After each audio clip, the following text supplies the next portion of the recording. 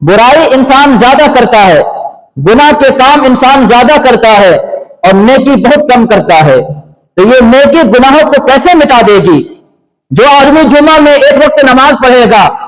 اور پورا ایک ہفتہ گناہ کرے گا تو جمعہ کے ایک دو رکعت برائی کو کیسے مٹا دے گی یہ دو رکعت؟ جو انسان پورا ایک ہفتہ خدا رسول کے نافرمان کے مطابق زندگی بسر کیا ہے، صرف جمعہ کے دو رکعت اسے گناہوں کو مٹا دے گی یہ دو رکعت؟ نہیں، بلکہ حدیث کا مطلب اور ترجمہ اور تشریح حدیث کا یہ ہے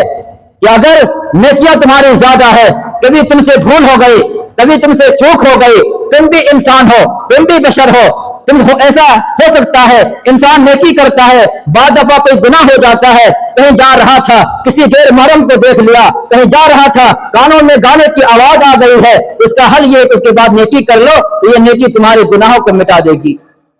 اس لیے کہا جاتا ہے کہ گناہ ہو جائے تو گناہ کے بعد نیکی کرو، نیکی اپنے نام اعمال میں ثواب اکٹھا کرو، ثواب نیکیاں جمع کرو، اکٹھا کر کے رکھو تاکہ یہ کام آئے۔